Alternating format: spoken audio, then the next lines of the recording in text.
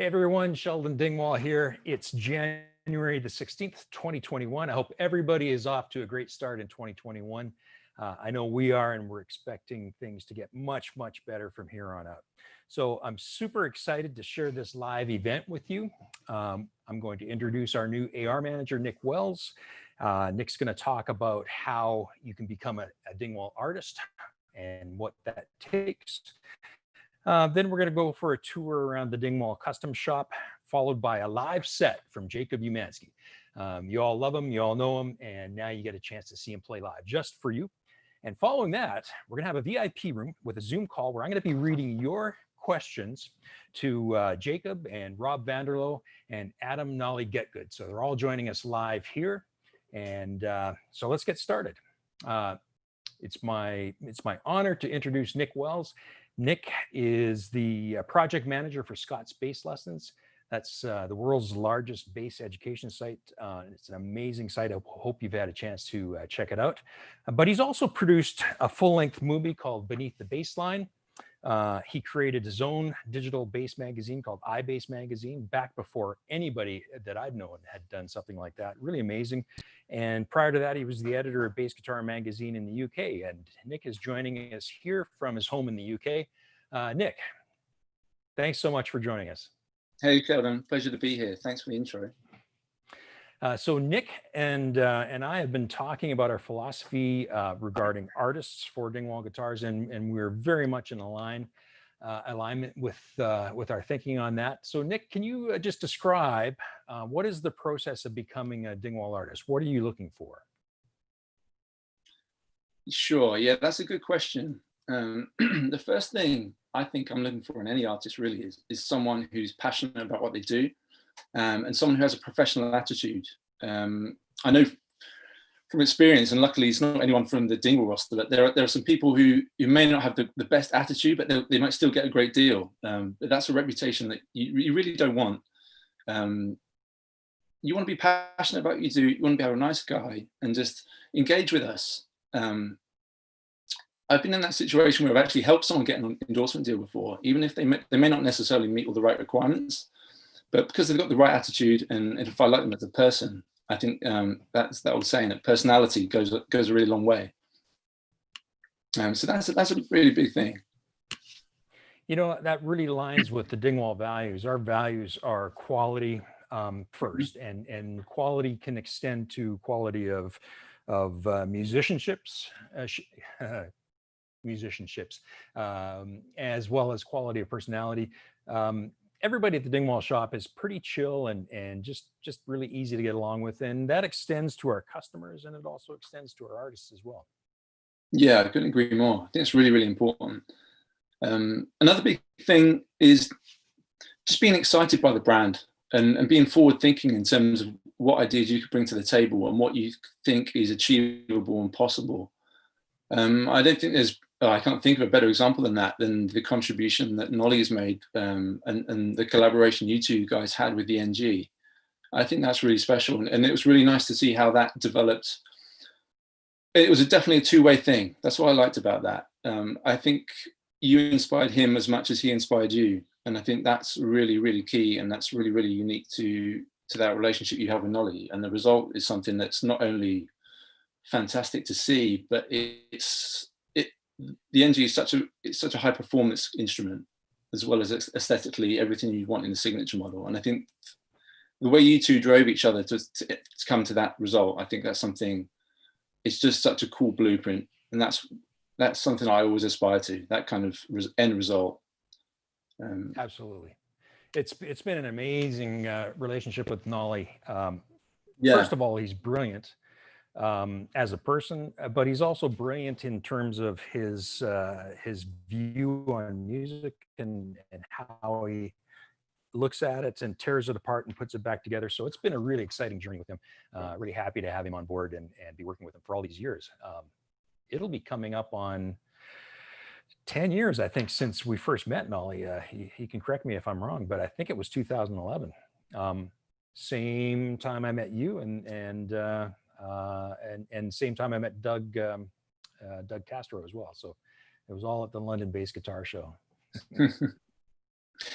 I was going to ask you, Sheldon, how did that experience change your expectations of working with an artist, or your experience of working with other artists? How was it different? That's a good question. Nolly has a really good business sense. He brought to the table more than just ideas for a bass. He really had a bigger vision than that. And I had never collaborated as deeply with an artist before, or with another company before. And so it was a new experience for me. But I could never predicted how well it worked, and I could never predict how easy it was. I mean, we all just sat around a table and we just hashed out ideas, and everything flowed very organically. It was the opposite of a corporate boardroom type of situation. It was really cool. Yeah, I think that's the key thing as well. For anyone out there who's interested in working with us, I don't think you can ever second guess how things are going to go. I think it's whatever your expectations are, whether a lot of people think they're probably not a big enough player, or they're not really ready yet to be on our radar, say. I think it's always worth, if you're passionate and if you have the right attitude, get in touch and just open that conversation, because like you say, you never know where it's going to end up. And 10 years down the line, who would have thought we'd be where you are with Nolly right now? Absolutely. And for those out there who are interested, how do they get in touch with you, Nick? Email is the easiest way, or grab me on Facebook. I'm out there. Come and find me. But the email is artist.relations@dingwallguitars.com. But please do get in touch. And even if it's just to say hi and find out more about what we're doing, who we're working with, I'll always be responsive to emails or calls or whatever. I think that's another key thing, actually, which ties in with the whole social media game. Be responsive, engage with us, engage with your fans, and just keep at it. But yeah, please do. I'd encourage anyone to get in touch. I'm always really, really looking forward to hearing from anyone out there interested in this bass thing. It's a really, really cool community that we've got. And yeah, it's going straight from strength to strength. So I'm really looking forward to that. I love hearing from you guys. You bring up a good point. You mentioned relationship, Nick. And so can you explain what exactly is a good relationship between a company and an artist? Yeah, absolutely. A good relationship is a two-way relationship. That's why I think of it. A lot of people, I mean, the whole artist endorsement idea it's been revisited so many times over the years. It's got blurry really to what that is. And it's changed, as so much has changed in the music industry. But for me, the good relationship is a two-way relationship. It's not just a case of we want someone out there who wants a discount on the guitar. It's way, way more than that. We want to be pushed by artists. We want them to be driven to see how far we can go. Obviously, we can support artists with promotions, tours, equipment, gear. But it's a whole nother level for me above that. Again, just going back to the situation with you guys and Nolly, what you've come up with, you've just raised the bar so high in terms of where you started and where you're at now. And I think it's just that idea of dream big, work with us, and let's see how far we can go. It's much more than just getting a deal on the bass for me. Very cool.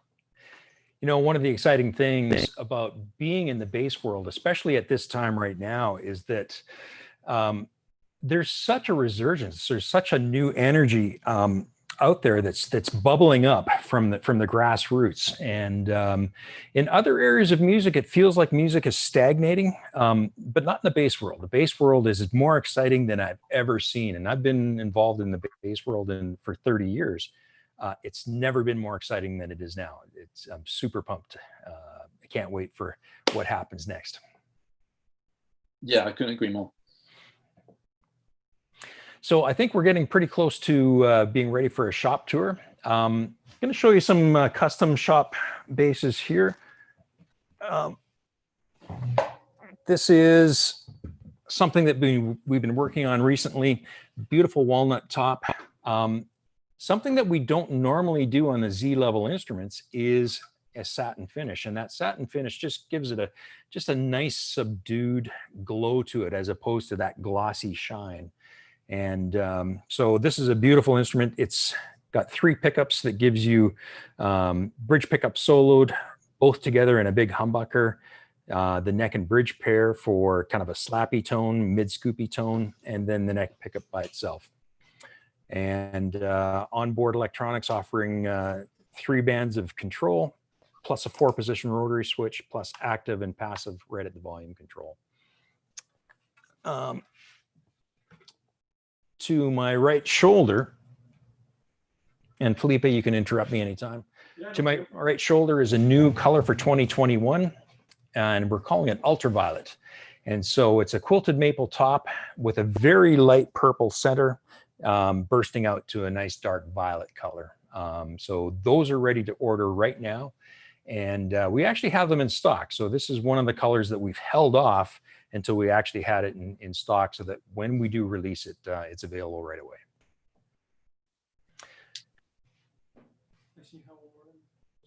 And what do we have over here? Oh yeah, there's one more thing. So it is NAMM time. We didn't produce special instruments for NAMM because there was no NAMM show this year, but we have been experimenting with some unique woods for Dingwall. And here's a wood that we're very excited about. It's not unique in the industry. It's just unique in us using it this year. It's Ovencall. So it's a beautiful exotic wood. It's nice and lightweight. It's nice and resonant. And it's also very stable. And we're really excited with the tone it's been producing on these instruments.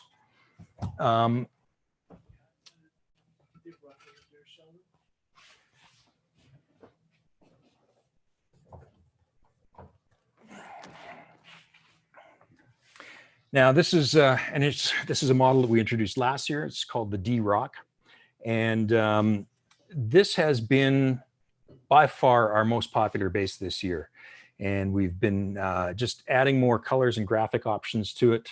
It's a hybrid of what we'd like to see in terms of automotive design and guitar design, just put together. Exotic wood pick guards. It's completely passive, and for the most part, it's not available with an active electronics package, but with the new Hellboy model, that's going to change, and we have a special circuit designed just for that bass. And Rob Vanderlo had a lot of input on that, and we're very excited. We'll be shipping those starting in about March, April of this year. Very excited about the Hellboy model. So now introduce Jacob. Let's say it's going to be a brief intermission. Okay. So we're going to have a very brief intermission, and then we're going to get ready, and Jacob is going to do his live set for us. And so we're super excited to have Jacob here playing live for you, and I hope you enjoy it.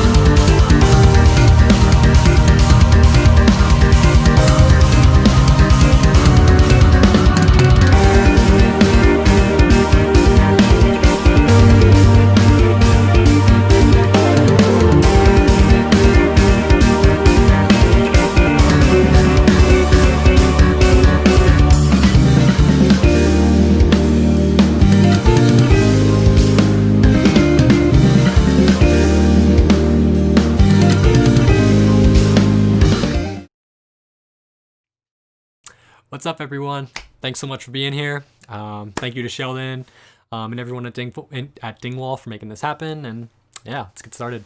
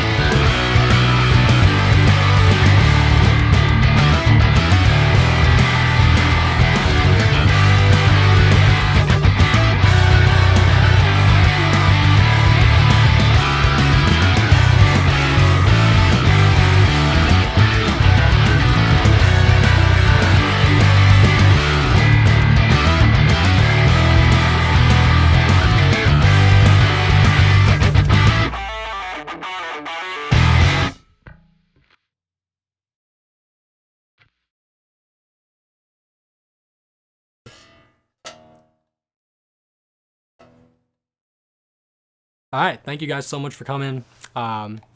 This next song is actually, yeah, it's the first time I've played the whole thing in its entirety for anybody. It's probably my favorite and most annoying interval song to date. It's called Vanta Black, and I hope you guys dig it.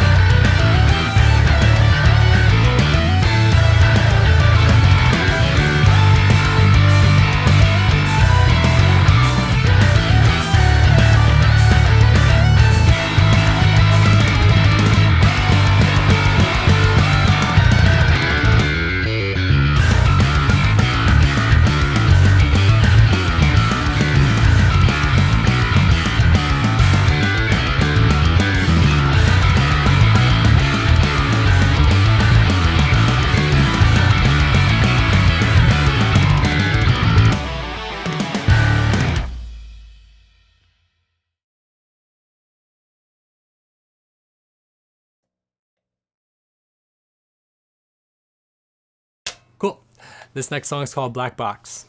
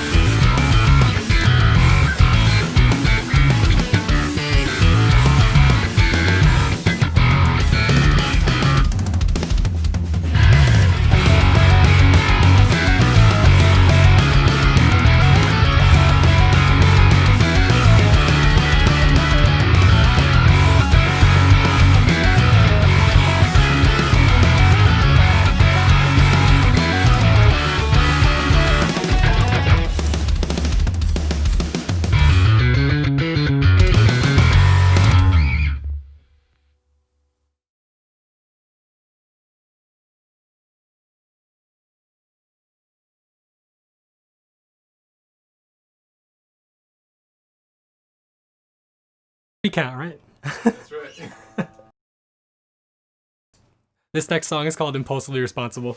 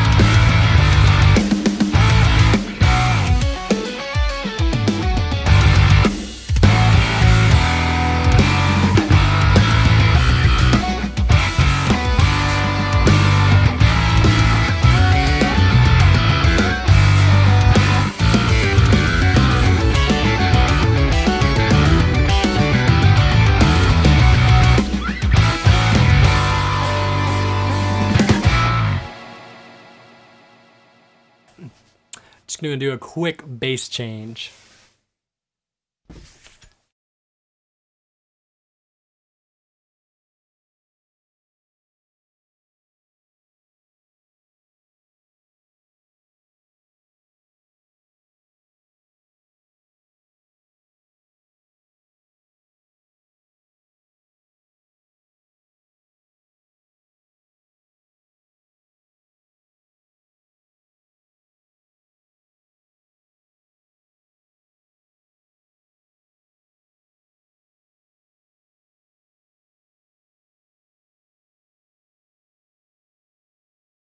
Next song is called Matahari, or Alchemy and Matahari.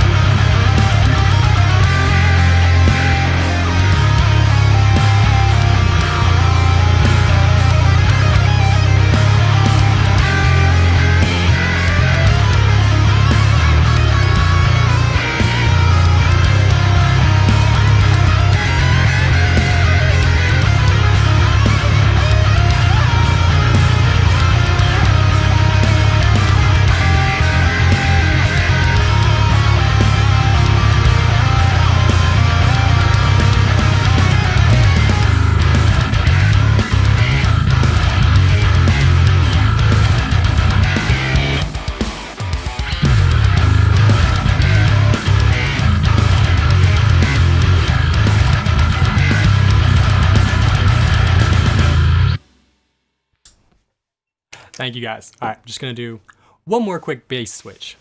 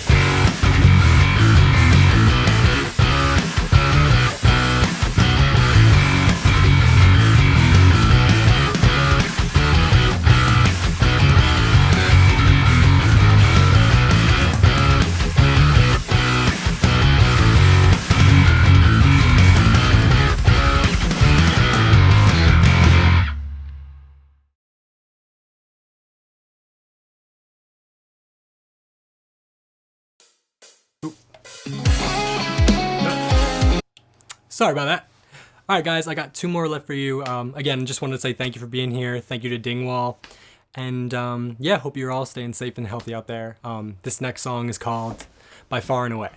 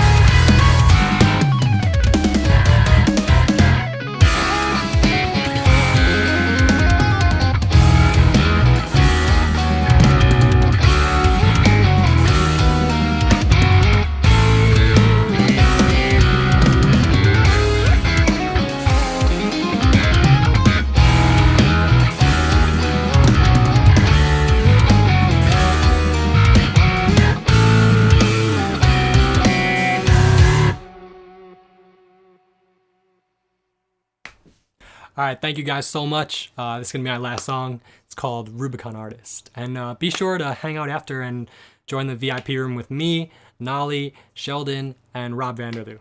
All right, I'll see you guys in a bit.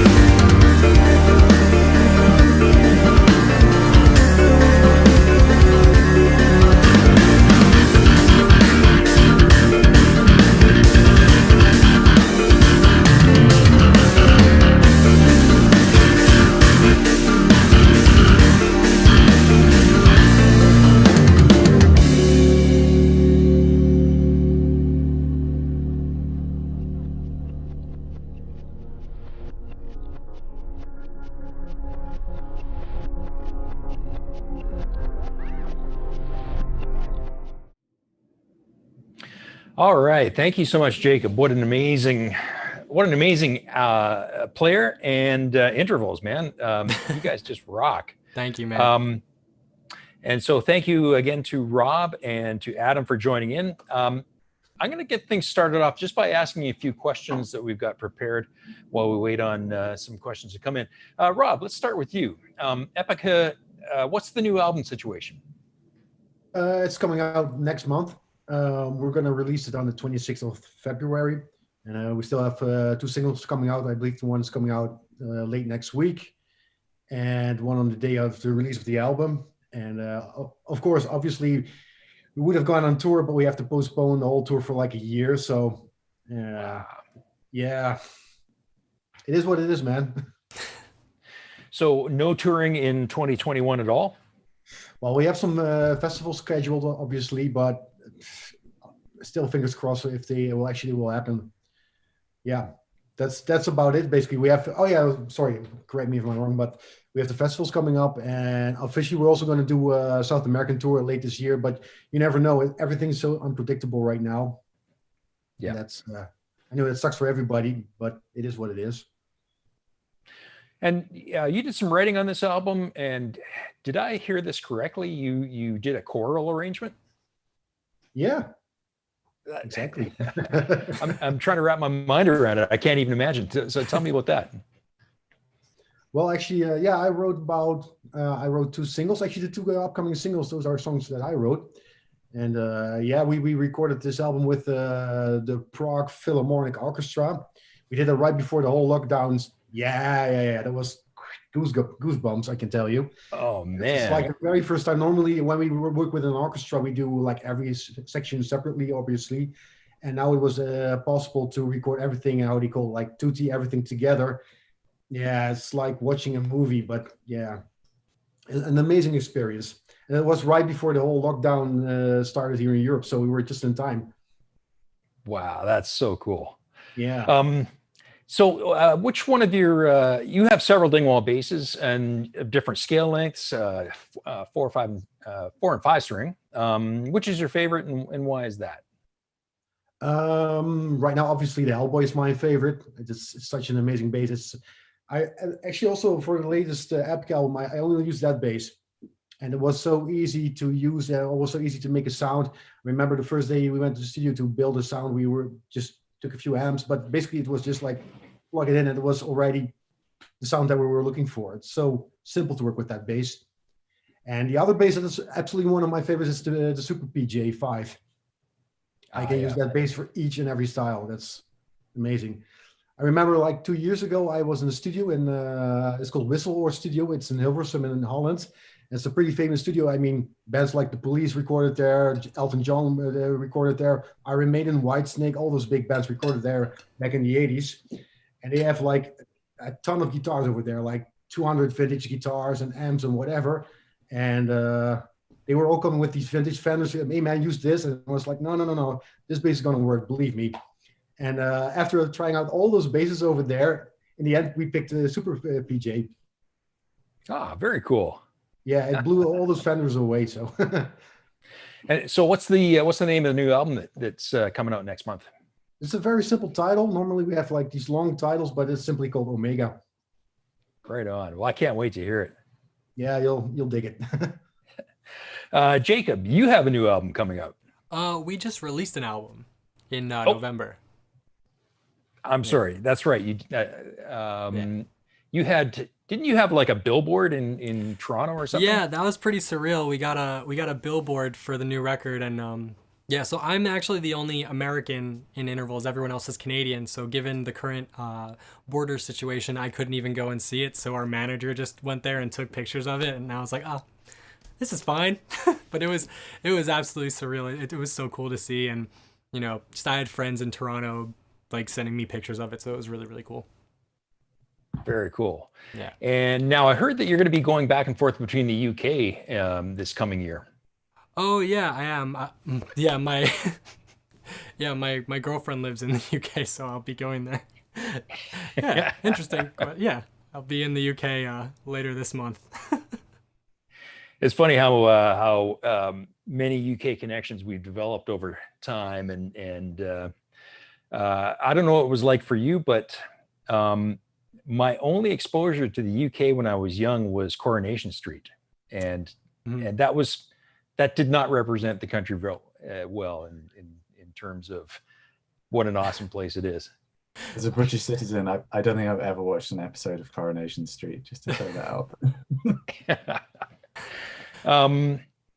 So Jacob, Yes. what's going to happen with your touring? Do you have anything booked for 2021, or is it all postponed until?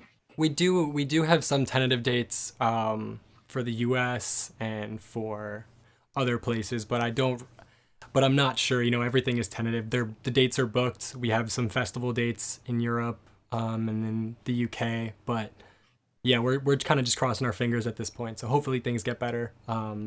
But yeah, I don't want to say any dates and get anyone's hopes up, you know. Yeah, well, But man, we do have a one of the festivals is Radar in the UK, and we would be opening for Dirty Loops, and Henrik Linder is like the biggest inspiration to me, and so I was so stoked when we got that gig. So hopefully it happens. I'm not sure if it will, but it's just cool to even see that, like, our name under there. I'm stoked about that. oh man, it'd be such a cool hang backstage. Oh, too. for sure. All the bass hangs. Yeah, I'd love to see the two of you guys doing a duet. That would be so cool. Oh man, I don't know about that. That would be crazy. He's insane. But yeah, that would be really, really cool. Right on. Adam, so what have you been working on lately? You've got so many projects on the go. It's hard to keep up. Yeah, I guess so. There's been a lot of product development, actually. I think, like, I basically said that, like, 2020 was my sabbatical of tone, where I've just, like, holed myself up here in our attic. And I mean, it would be embarrassing if I turned the camera around and you'd see just how far the junk is encroaching on my small little mixing space here where I mix records for clients. So both bass and guitar tone stuff. We launched the Dark Glass pedal, the Adam, quite recently. That was something we did a lot of development on. And yeah, so normally I do quite a lot of production for clients, like moving more and more to pretty much exclusively mixing. But through 2020, I didn't do a whole load of that. And it was really just me either freezing in the winter or sweating like crazy because it gets super hot up here in the attic, like soldering in cabinets and amps and you know, trying to stay hydrated and work through each day. So that's basically what I've been up to. And do you miss playing live? No, I don't.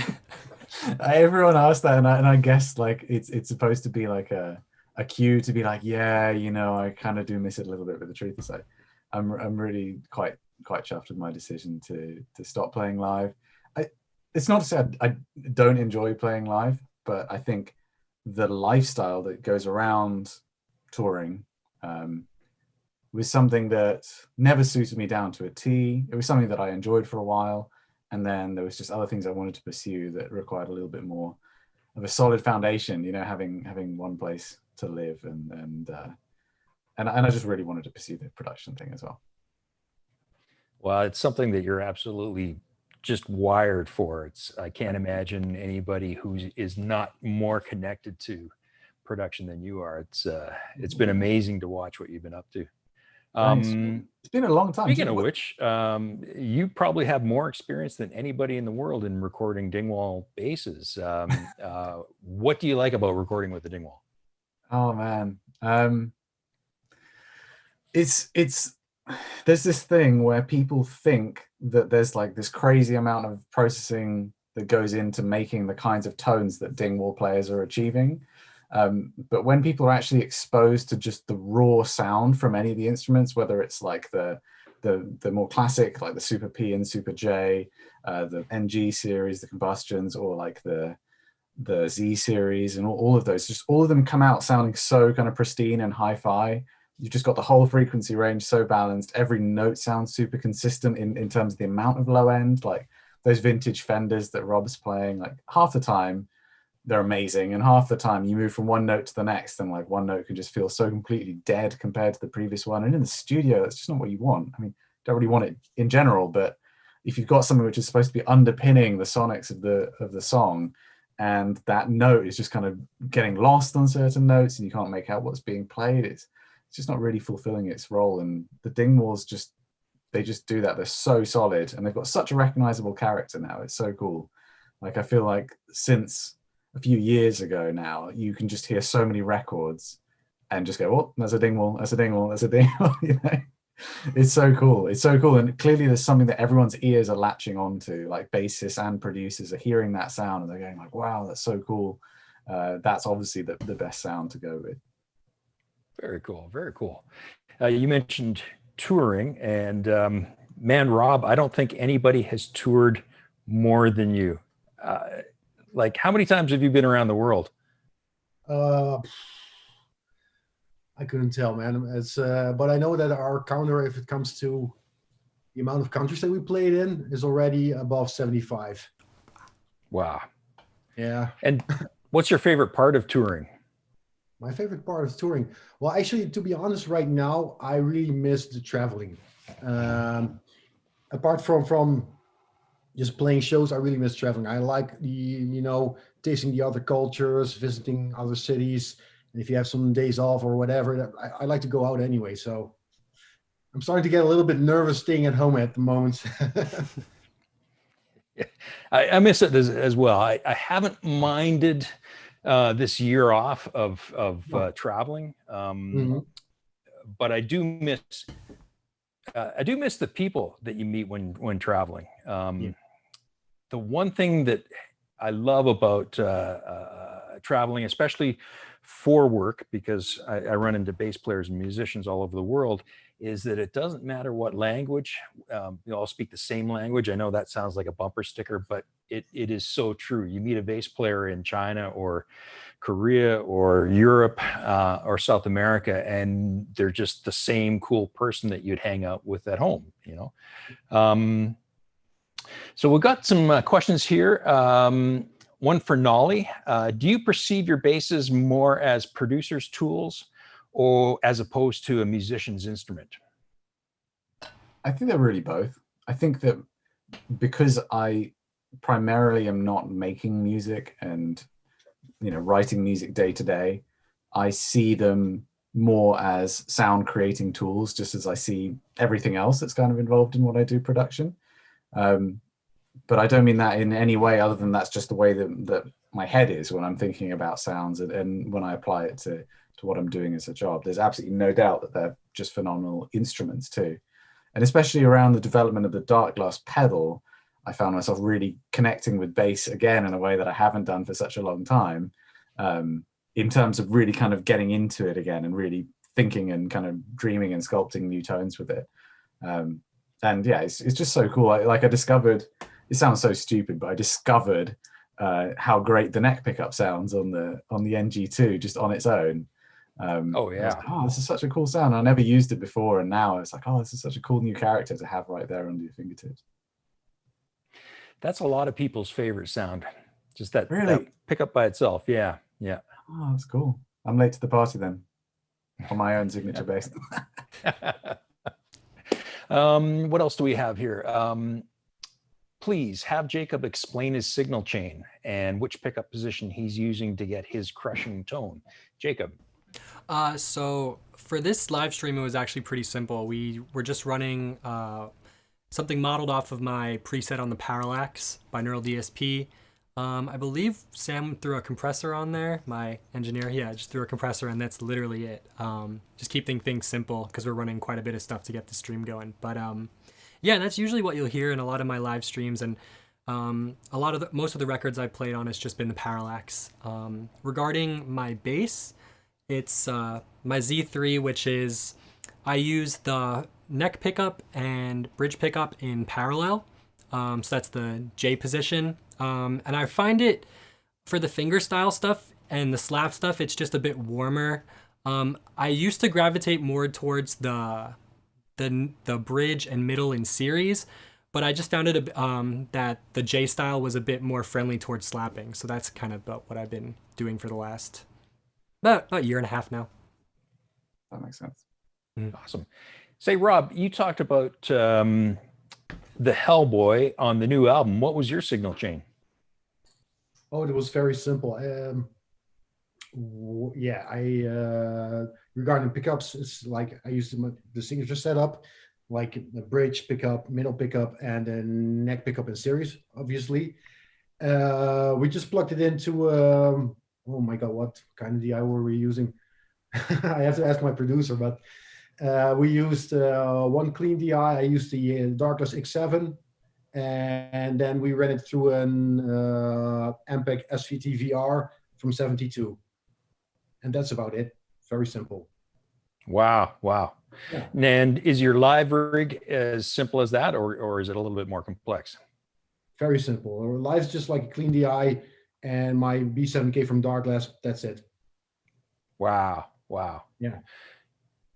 Adam, that new pedal is insane.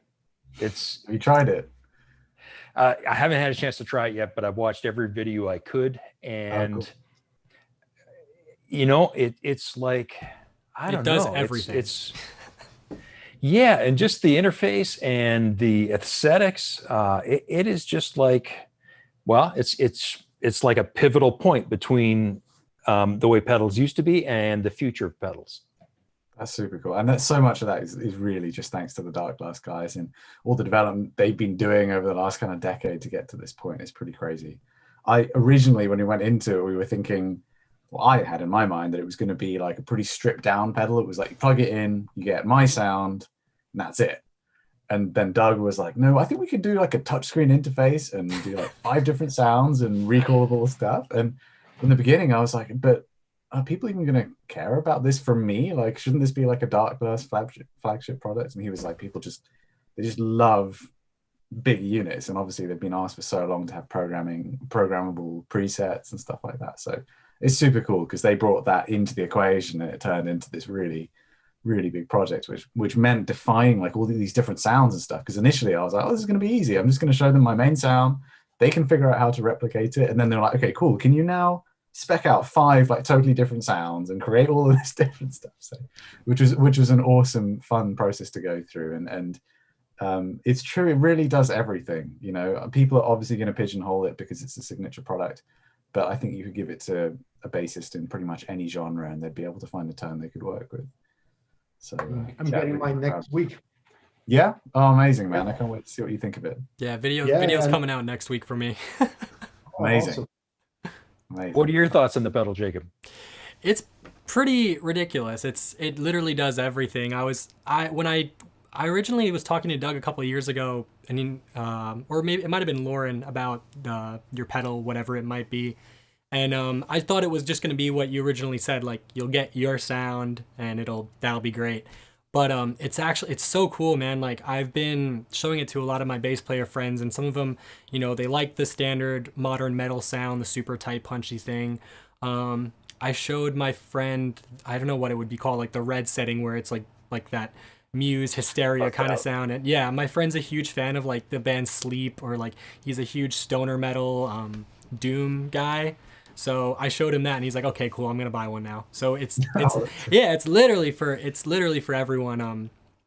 Yeah, I was able to get a pretty close to pretty spot on sound to what was on the Intervals record. So yeah, it's amazing, man. Congratulations. Thank you. Wow. Thank yeah, you. man, That's of course. super cool. That's super cool. Speaking of the Intervals record, Jacob, how involved in writing are you? So Intervals is all Aaron's project. He writes all the music, and then what the process for me is he'll send me the songs, he'll send me his demo-based stuff, and then I'll kind of dive in and make the parts my own and make them what they are. So Aaron's the mastermind behind all that stuff, and all the crazy bass stuff comes after. So basically what happened with this record, since I couldn't get into Canada, was he would send me the music, we would FaceTime, and then I would go off and record some demo parts. Then we would do another meeting maybe like a day later, and then I would say like, hey, here's what I'm thinking for this, and then we would just go back and forth for like 2 hours and we'd have a song. So it was fairly easy going. So it's a really cool process. I have another project, Geo, where I do a lot of the writing. But for intervals, it's just Aaron who does the writing. Tell us about that project. Yeah, so I have a project called Gia with myself, my keyboardist named Alan Henkers, and Ivan Chopik, who is works with Tosin Abasi at Abasi Concepts. And yeah, it's a project where the model we're kind of going after right now is like the snarky puppy, but for metal. In which means basically like we'll write the tunes and we'll send them out to, like, for the first single we got Matt Garska on drums, and who plays for Animals as leaders, and Casey Sable, who used to be the singer for Periphery. And so they were just friends, music friends of the guys in my band, and that's kind of how it's been. We've got Mike Lassard from The Contortionist on one song, Anoop Sastry on drums on an upcoming one. So it's a really cool project. I'm hoping to, we're hoping to get some live shows in whenever this craziness is over. But yeah. Very cool. Thank you. Rob, your writing process, because your music is so complex and so classically oriented, can you describe your writing process? Well, normally, I mean, our band members, we all live apart from each other. For instance, our guitar player Marky lives in Sicily. Our singer Simone, she lives in Germany. I live in Holland, obviously. Our guitar player lives in Belgium. So that's not really easy to get together to do some rehearsing or songwriting. But for this album, we chose to do a little bit of a songwriting camp, actually. It's the first time that we did it. And what we did is we went to this old farm in the middle of nowhere. Everybody got their own little portable studio over there. And this time we really did everything together. And that was really cool. Everybody already kind of prepared their own songs. They all already had like a concept for their own ideas and whatever, but we all were exchanging ideas all the time. That worked really great. Regarding the orchestras, we obviously we work a lot with software, like working with Spitfire and East West, and we make it like a basic arrangement. And once the song is finished lyric-wise, and also the vocal lines are all finished, then we work together with some extra arrangers as well. And then we also going to record the orchestras. So it's normally it's everybody writes their own song. They deliver pre-production. You get your lines. You can make it your own, obviously. And but this time we did a lot of things together, and that was pretty unique experience. And how are you guys transferring files back and forth between other members? Dropbox. We have this huge Dropbox, and we work with this very special system of giving everything codes and everything. So yeah, we're basically doing it that way. Everybody also works with Logic Pro, and that makes things a lot easier. Because like you said, the music is pretty complex, and if everybody's still, I mean, 1 minute I can come up with a demo and send it to, let's say, to Mark, our guitar player. He can add some orchestra to it. Yeah, it can become pretty much a mess, but this time the things were very organized, and also our producer, he's a little bit our, let's say, our musical babysitter, to put it that way. And it works really well. Very cool. Yeah. Say, Adam, I got to tell you, the more I listen to Matt Halpern, the more blown away I am. What was it like playing with a drummer of that caliber? Like, I don't think there's anybody else like him. Yeah, it was really, yeah, he's so cool. It was such a cool thing that happened with that band, because before I joined Periphery, they had a slightly different route where it was a much more technical drummer, a fantastic drummer. And Matt came in, and I mean, he'd been scouted by one of the ex-guitarists in Periphery who'd seen him playing like pop covers on the most basic drum kit, just like kick, snare, hats, and a cymbal. And that's basically like, that's the attitude he brought into Periphery. He was playing such a tiny kit. He was so free and loose. He never used to play double kick. He'd managed to do stuff just with like a super low tune floor tom and the kick drum to make it work. And it was so cool. I think everyone that was around Periphery, because I wasn't in the band at the time he joined, but I was very much in contact with the guys. I think everyone in the band and around the band could sense that this was something really unique that was coming in into the band that would really set it apart, and it did. And it was pretty crazy how quickly that spread into that became the new standard of drummer in the genre, where people were looking for like these gospel infused drumming chops and ghost notes, and it wasn't all about like crazy double kick and stuff like that. So I tell you what though, like you do get a little bit desensitized to it, and then you'll catch him doing something and you'll be like, oh yeah, Matt's really good at drums. Like I talk to Matt quite a lot because I co-own a company with him, so most of the time we're not talking about music, we're talking about the company, which obviously is music based. But yeah, and then he'll send me a video of him jamming on something, which is him just like messing around, and I'll remember like, this guy's actually like a world-class drummer, and just, yeah, he's just there when he needs it, and he just kind of gets on with life. It's pretty crazy. And you mentioned your company, and that's Get Good Drums. Is that correct? Yeah, it is. Yeah. So describe that. How does that work? It's really cool. So we started out, Matt and I were the two people that founded it, and then we brought in Misha from Periphery and Des from this other band, Good Tiger. We started out just selling drum sample libraries. So we essentially go into a studio and record a drum kit, one hit at a time, with lots of different levels of intensity and variations depending on how that part of a drum kit's hit. Oftentimes they're hit in multiple ways to achieve different sounds. And then we get some smart people to compile that all together and turn it into something that you can kind of play back. But I'm sure most people watching this know what I'm talking about, but if you didn't know, it would be a bit like for your GPS, you might need to get someone in a studio to say like all the little fragments of a word with a few different articulations, and then the little unit can figure out how to make that say like, oh, take this next street on the left and say the name, you know, or something like that, but with drums essentially. So we started with that, we've expanded, we have other products now that are in a slightly different realm, and it's been great. I mean, 2020's been, I mean, I don't even need to say what 2020 has been like in terms of COVID and how that's affected all of us, but I think so many people have been at home, used to writing music with other people, or used to normally having no time to write music, and they've been at home through so much of the last year we've been through, and they've found that there's all these products out there made by us and other companies which can now assist in that. And in a way, I kind of wish these things had existed back when I was coming up, because I probably would have written more music and not become a producer. How has 2020 been for you guys? Obviously, there's been no touring. Have you found that that you've been more inspired because you've had more time to sit and think about things? Yeah, I honestly, yeah, it's been having that time because I basically graduated from college and just went on the road for the last 3.5 years. And we were going to take like around a 7-month break to write the new record, which turned into 2020.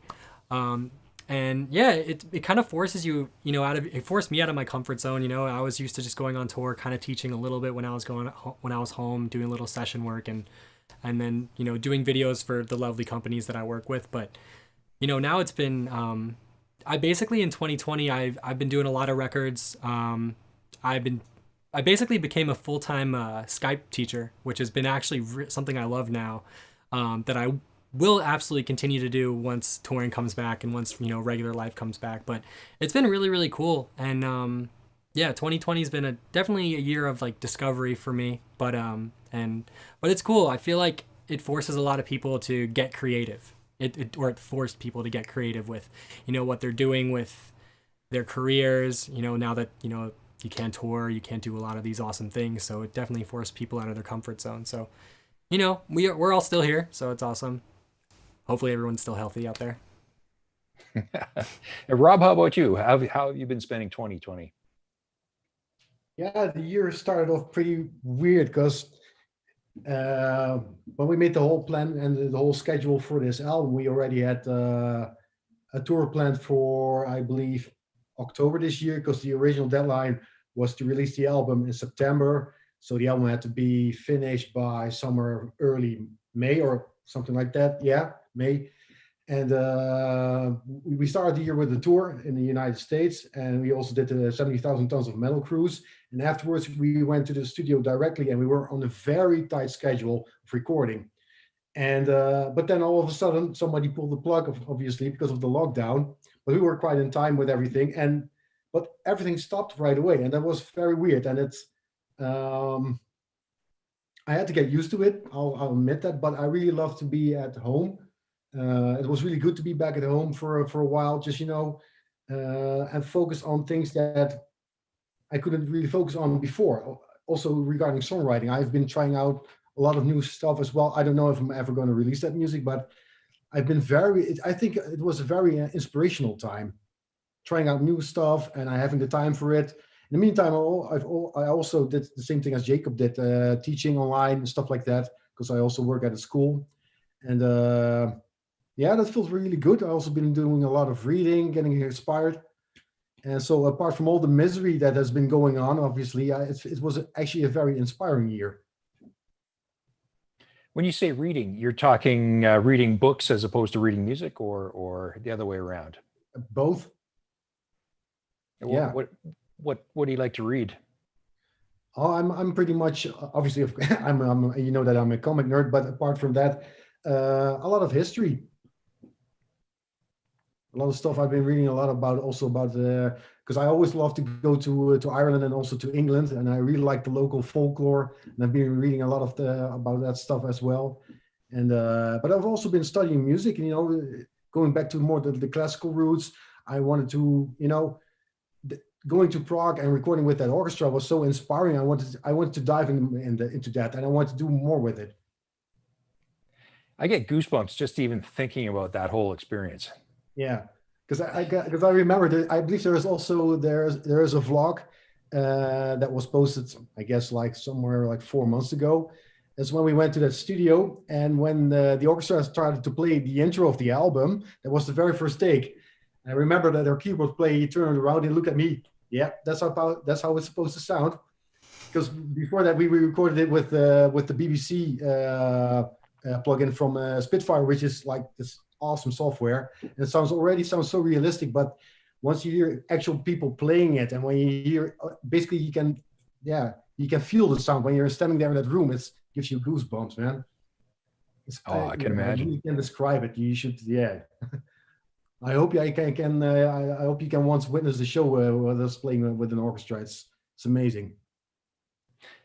Now, speaking of reading, Adam, I don't know how many people know the career path you were on before you switched to being a musician. Could you tell people about that?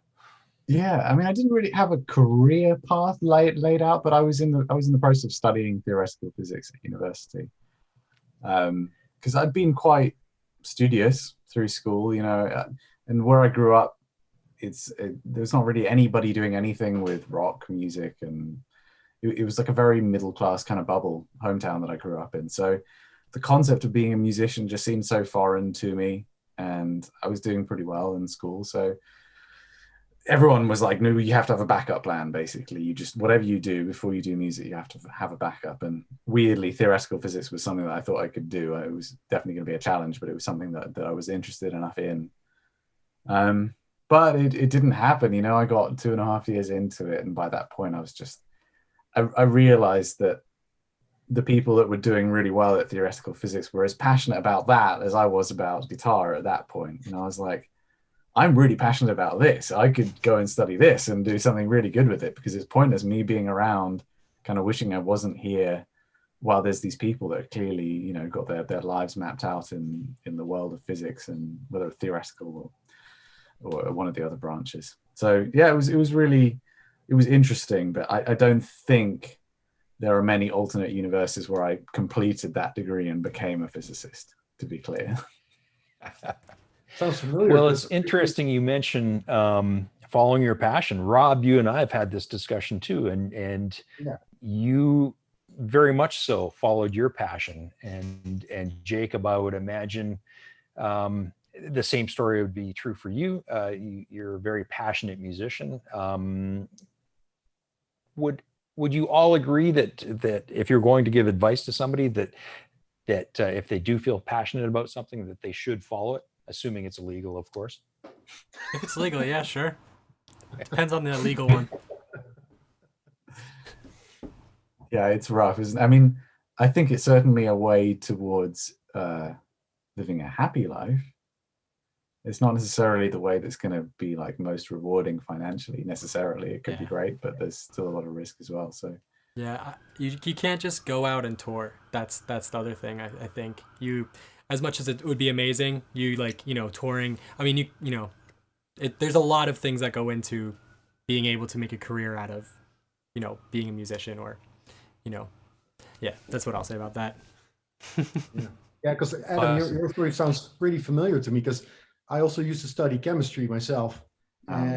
But I noticed that I wasn't happy at school. I also did a study at a technical university. And when I switched to music, my parents said like, oh, you're crazy, man, because we want you to have a certain certainty, obviously, just like my brother is also an engineer. But I quit doing that. And when I went for a job that's like the most uncertain and most turbulent way of living you can imagine, it made me so happy. And I don't care about, you know, making a lot of money. I must say I'm in a pretty privileged position right now with a band like Epica. Even right now with this whole COVID situation that we can't play, we still are making a living. That's something not many people can say that, and I feel really privileged about that. But I also noticed that I don't need a lot. I just need to be happy. That's the main thing. Yeah, it's really interesting how many people in the world of metal have gone down that kind of path. Yeah, like you and I actually. Like I think every single member of Periphery failed to complete some kind of technical degree of some sort, or some kind of degree, and then came to doing music, which was always their passion. And I think there's a certain kind of person that's into metal music and creating it that tends to have, not always, but there is a kind of mentality of people that are quite technically minded or science minded, that enjoy those quite deep elements within metal music as well. So I think it's not surprising, but it is funny when you see how clearly echoed your own life experiences are in so many other musicians. Yeah, absolutely. Yeah. And I also noticed that a lot of, I don't know about you guys, but it was actually pretty funny when we heard about the whole lockdown, that everything got canceled. I remember that our manager, he said, okay, we have to do like an urgent Skype call because, I mean, the whole schedule was going overboard. And everybody was like, okay, sure. Everybody was so relaxed about it. I think that's also a typical musician kind of thing, that we're also kind of used to plans that change. That's also one of the reasons. Of course, obviously, there's always a plan, but there's also a plan B and a plan C and a D, and we're pretty flexible if it comes to living the crazy life that we live. Yeah, it's true, and we are very privileged in that way, to be fair. Like you said. Yeah, absolutely. Yeah, I think it's really important with the whole thing with 2020 that some people just got really, really, I don't know, lost a lot of hope. But the thing that got me through it was just like, it's just a year or a little more. Like, it'll be back. Live music will be back. Everything will be back. You know, there might be some changes, but you know, we'll get to play again. It's fine. Exactly. When they happen, sounds like there might be like some- in 20. Sorry. Go ahead. I was going to say, I think when shows come back, whether it's 2021 or 2022, they're going to be some of the craziest shows. Oh man, living memory. Yeah, like I remember when I was actually in this room recording the Intervals record because I couldn't go to Canada, and you know, the thing that got me the most excited wasn't that, oh cool, I just played this really sick bass line, people are gonna love that. It's like, oh wow, this chorus is really sick, everyone's gonna be like going nuts during this part. That was my mentality, not like, you know, the actual music itself, but the effect that it would have on a crowd. That's what got me the most excited, because, you know, I've missed that so much. Yeah. Interesting. So Rob, when you're writing music, do you visualize the crowd and the response you're going to get? Yeah, in a way I do. I mean, when I write a song, I like to keep things spontaneously, but sometimes there are these typical like bridges or these breakdown moments when you think like, hey, people are going to freak out when they're going to hear it live. I remember that we also had a discussion with our producer with the opening track of this album. There's this middle section where there's this typical bass drum moment where everybody's going to clap. And he said, guys, we're not going to do this. This is way too cheesy. But we were like, but dude, this is going to work. People are going to love it. Yeah, I mean, yeah, well, you're totally right. And actually, he said, like, let's cut it out. I mean, because that's a little bit too cheesy. Because you guys actually said that for this album, you want to do less cheesy stuff. So let's just keep it out. No, man, it's going to work. We're not going to have a discussion about it. Actually, we want to expand that little piece, because I mean, believe me, once we're going to play this live with the first show, people are totally going to freak out. So, and when it's also, you can check the song out. It's called Abyss of Time. It's the first single of this album. And this is a typical middle piece. I can tell you that people will freak out live, and I can't wait to play this on the festival. Oh yeah. So To answer your question, yes. I can imagine that must add a little bit of excitement to the actual recording process and just put a little more fire into your playing. Would that be correct? Absolutely. Yeah, Yeah. yeah. That's also something that we always try to catch when we're in the studio, because I mean, you guys all know it, it's recording can be so clinical, but we always try to catch that live vibe and the live aggression, that same fire. That was what we have on stage. We like to keep that on. We like to record that as well. That's also one of the reasons why we, when we do the pre-productions, we always do the pre-production together as a band. And from that point of view, when we have those recordings, that's our reference to record the actual end production. We had a question come in from Braden Dawson in Australia. And a little bit of good news. It sounds like gigs are already starting to happen down in Australia. Oh, they're crushing it. They're crushing it down there. Yeah. I was talking to Perry Ormsby, and he was saying they locked down, and because they're isolated, they really took care of the COVID problem quickly, and haven't seen anywhere near the problems that we've seen in North America. His question is, how do you approach the level of bass in your recordings? Is it a discussion process to ensure proper presence within your mix?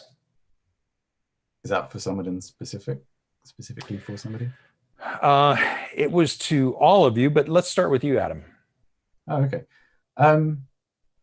I don't really think about it too much, really, in terms of there's just if the tone is right, then you can have it quite upfront without it being too annoying. In general, with my productions, I'm trying to make it so that nothing feels like it's jumping out of place and grabbing your attention in a way that's not good. Just like there's an expression of breaking the fourth wall in cinema, where, you know, if an actor does something which kind of ruins the effect that you're watching an actor, then it kind of ruins the moment. And that's kind of how I feel about recording too. And getting the tones and levels to sit correctly and stay correct through actually working quite hard to maintain that balance is key to that process. So this is a really long-winded way of saying, like, essentially I want to get my bass tone to be such that it can sit in the mix and have a really audible kind of snarl to it, while also supporting the low end in the right kind of way, and not being so loud that it obliterates everything else, but, you know, just finding that sweet spot where it's audible and equally audible with everything else that's around it. Right. Rob, any thoughts on how Epica does it? Well, I totally agree with what Adam said, but the funny thing is that a lot of people always say when they hear a song, they say like, hey, the bass isn't audible, but I say, dude, you should be surprised how loud it actually is in the mix. But some people don't know how the bass itself sounds, because of some people aren't used to bass with distortion on it. And sometimes they actually think that they're hearing guitars, but they're actually hearing bass. If it comes to the whole discussion, how loud should be the bass in the mix, to me, that's not really a point of discussion. It all depends on the song. It's the bass has to be functional. Obviously, it's not an ego matter for me as well. It's just, but I mean, in the end, like you said yourself before, our music is pretty dense, and we have, and when the orchestra comes over, and we still have a lot of choirs and stuff that has to come over, it's always a little bit of a compromise. But as long as I have the low end, as long as I have a little growl on the sound, it's okay. And live will always be a different experience compared to the studio anyway. Now, is there much of a difference in your tone when the bass is by itself as opposed to when it's in the mix? Lee Sklar said at one point that oftentimes a tone that fits well in the mix sounds a little nasally on its own. Would you agree with that? Yeah, absolutely. Yeah. And the same goes for the guitars and for the drums. Sometimes I remember like 3 months ago, I did a little COVID-proof masterclass in front of 30 people, and I actually brought the mix of a new song, and I let them hear all the separate tracks and how they were mixed, and they were kind of shocked how they sound separately. They still sound pretty big, I must say, but it all just like Lee Sklar says, to me, I totally agree. It all depends on how it sounds as a total. Now, one experience. Sorry. I'm going to direct this question to Adam, but I'm going to reflect on an experience that Rob, you and I had at the Guitar Summit in Germany Oh, yeah. last year. So we were demoing the Hellboy, and you were playing along to a backing mix clean, and then you kicked in the distortion. So the level was exactly the same, the tone was exactly the same. The only change was there was a slight amount of distortion added, and I couldn't believe how much better the bass mixed or blended in with the rest of the backing tracks. Adam, what are your thoughts on that distortion on bass as a way of getting the bass to fit in better? Yeah, well, what distortion does by nature is highlight the overtones in the source material normally. So when you distort a bass or a piano, or especially like a guitar, you basically allow the lively frequencies that usually you only get in the kind of attack portion to hang for a lot longer. This is not really very technical, but that's kind of the way it's perceived. Like you can hear the full spectrum of the frequency range of the bass guitar for longer in between each hit. It takes longer to die away. And with a very clean tone, you might have a very bright attack, but if you actually just listen to the stain, it tends to become quite a woolly or just kind of bassy sound after not very long. And so by adding the distortion, you create a much more consistent presence of all the mid-range and top end of the bass where all the character is, which allows it to just kind of sit there and be a lot more audible through everything else. Very cool. I'm going to segue that into a question from Tommy Fredette. Tommy is asking Nolly, which frequencies are you cutting to let the guitars breathe through the mix, but in the meantime, the bass cuts through as well? Is it about cutting frequencies, or is it something else? Not really. I think, well, for me anyway, my approach tends to be more about getting the tones right, and then they sit together very easily. And that's very vague, but I'm not really thinking about having to sculpt away perfectly good tones to make the things fit together. I'm just thinking about them having a similar kind of frequency response, a similar kind of character, and being very balanced so that they can be put next to each other and both be audible in the same way as like a painter wouldn't be painting like an impressionist thing and then use like some neon spray graffiti on top of it. That would look totally out of place. But if you were to use the right color palette where everything, you've got different colors, but they're at a similar kind of hue and intensity, they sit together and make up a nice whole. So there's such a wishy-washy answer, I'm sorry.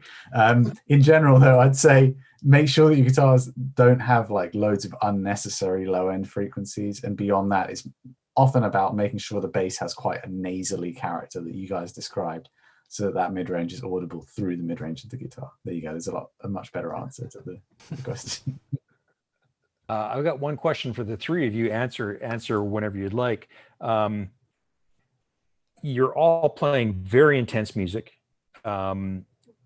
What do you do to take a break and give your ears a break and refresh? Go for it, Jacob. That's a good question. I don't know. Sometimes I'll just take a breath and just, do you mean like when you're recording, like in the studio, or? Maybe when you're just feeling overwhelmed and you've had too much and you're starting to feel that inner tension. Yeah, that happens quite a bit. I mean, for me, I usually like to take a break. I'll usually like go to the gym or something and take some time away from the bass, because there's a certain point when you get in the studio and you're playing this stuff where, I'm trying to think of a good way to put it. When you've just been playing for such a long time and you can't get that good take, it's sometimes just best to just set the instrument down for a second and just say, okay, I'm going to come back to this in a couple hours, start fresh. So I'll just go to the gym or just, get some food. I don't know.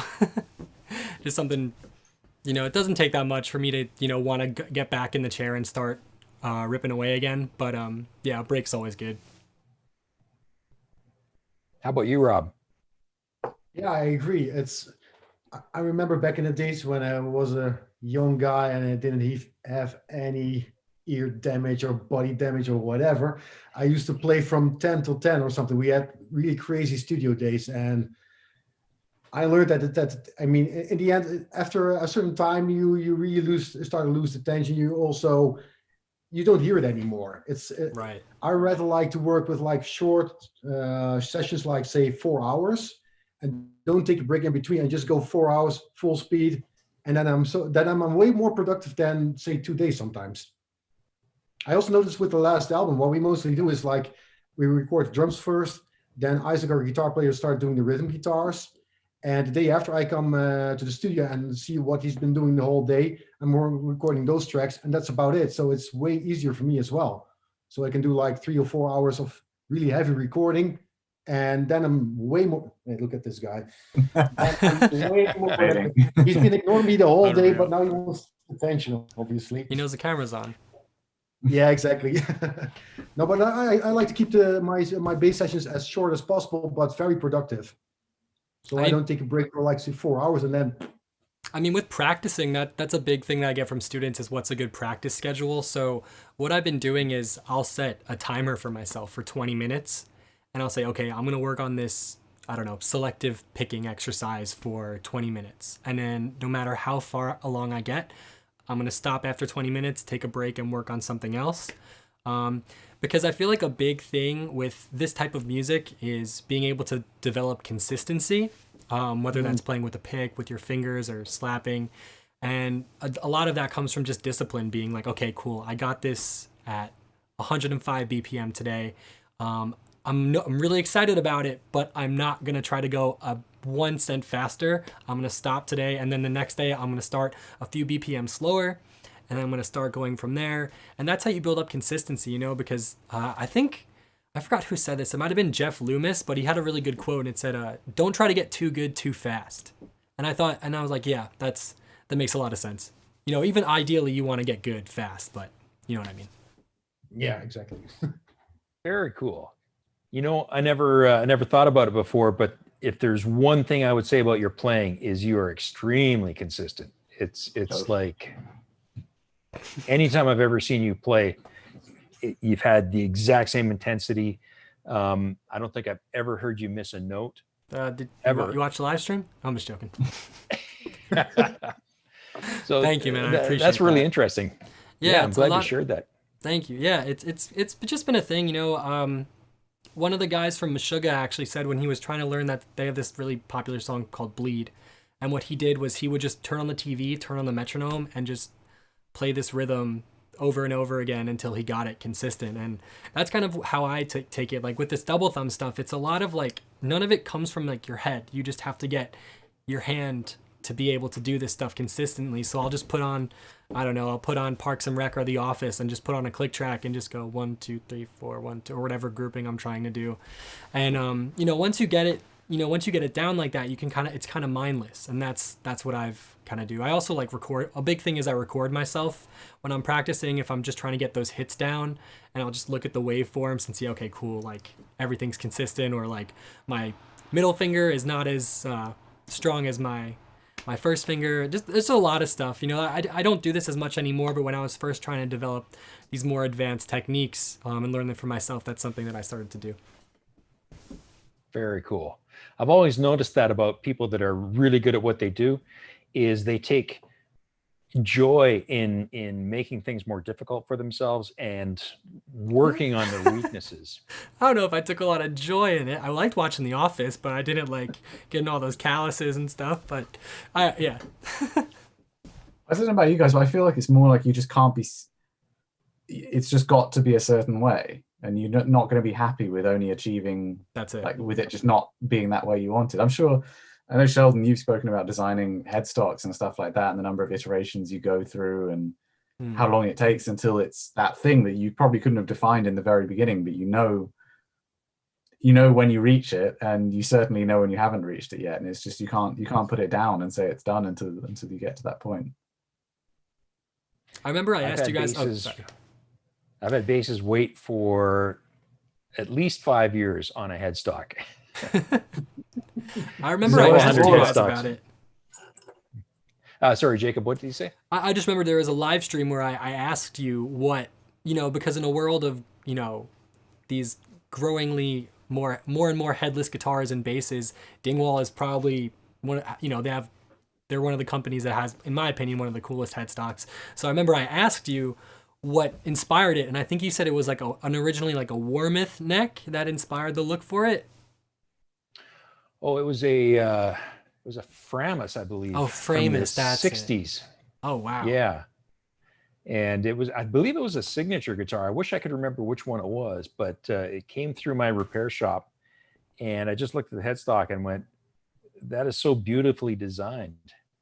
And as a builder, I had a chance to do shows where it was specifically the Montreal Guitar Show, where there'd be all these European builders come across, and they'd be showing their instruments. And so there'd be German builders and French builders and English builders. And pretty quickly I could detect where the builder was from just by the sophistication of their curves. And I believe, I'm getting off on a tangent here, but I believe that's just the influence that you get from your environment, from the architecture around you, and whatever catches your attention. Sure. Obviously, France the French curve comes from France, but obviously the French have always had this sophistication with how their curves flow. And if you look at cars like Bugattis and Delahaye's, oh my God, there has never been a car with such sexy curves since, so there is something to that culture, and something to the German way of doing things, and something to the American way. And so yeah, that was my tangent. That's my rant on headstock designs. Speaking of which, there was one question that came in asking about our headless design, and it is all worked out in 3D modeling. We just have to do the prototyping. The idea behind our headless design is to try and keep the bridge and tuner cluster as short as possible. We build a fairly long-necked instrument as it is, and so having an extra 6 inches of bridge and tuners was not something I wanted to do. So that was where a lot of effort went, and made it as compact as possible. And then the other thing was that having to use a tool to attach your strings or to lock down your strings was something that I wanted to avoid. So I came up with a system that was toolless. And so that's as far as I've gotten at this point. And hopefully within the next calendar year, we'll have something prototyped and something that we can show our customers. But it is underway. Now we have time for one more question, and this is directed to Rob. How was it to play with John Petrucci? Was it intimidating? Does he expect to be right on? And that was from Tommy Fredette again. Yeah, that's playing with John was quite an experience. The funny thing is that last year he came to our country because he received this guitar award. We have this annual guitar event called Cena Guitar Awards, and they already had guitar players over there like Adrian Vandenberg from Whitesnake, Steve Vai, Joe Satriani, you name it, Steve Lukather. So that's quite a bunch of names. And last year John got the award, and they asked me to be his bass player for that show. And yeah, I'll be honest, obviously I've been a huge Dream Theater fan, especially back in the 90s. That's one of my main inspirations. So first of all, I was a little bit nervous, but when John got on stage, he's such a relaxed dude. He's such a nice guy, and he doesn't have an attitude or whatever. And when we started doing the rehearsals, it went like, it was so easy. It was a really great chemistry. So I wasn't nervous for the show anymore. But then, then came a funny moment, because they had this big video compilation of his whole career span. And then they showed all these old DVDs that I've been watching as a kid when I was like 12 years old. And it all came by like Dream Theater Live at the Budokan, and you name it. And all of a sudden I got really shaky because I was suddenly playing with one of my idols from back in the 90s. So that was pretty weird. But yeah, John is a very, very, very cool guy. And once I was playing with him, it was a really cool vibe. He's such a nice guy. And yeah, man, it was a real good click. And we're still in touch. So hopefully we'll be jamming together somewhere in the future. Wouldn't that be cool? Yeah. So I have one last question, and it's for all three of you, and you can all answer as the answer comes to you. And it's about food. So I would like to know what your favorite food is and what your favorite guilty pleasure food is that you're actually not that proud of. Sushi, favorite food. Chocolate is a huge guilty pleasure. I can destroy that stuff. Good chocolate in way too large quantities in way too short a length of time. That's a good one. Jacob, Rob, how about you? I think my favorite food at the moment would probably be Hunter's chicken, which is basically like a chicken fillet wrapped in bacon with barbecue sauce and veggies. So, and then probably guilty pleasure would be like Oreos or cookies and cream, ice cream, anything involving Oreos. That's my Achilles heel. Rob, how about you? My favorite food is Indonesian food. That's, yeah, you can wake me up in the middle of the night and I'll eat it anyway. I can have it for breakfast. I can have it for lunch. I can have it for dinner. Yeah, that's my favorite food. My guilty pleasure, I agree with Adam, chocolate, preferably Belgian chocolate. Awesome. Guys, listen, thanks so much. It was a real pleasure talking to all of you. And Jacob, was a pleasure watching you play and listening to you play. Really appreciate you spending time with us today. Our pleasure, I'm sure. Thank you so much, man. All right, take care. So wishing everybody, we are going to get through this and it's going to be awesome when we do. Take care. Bye-bye.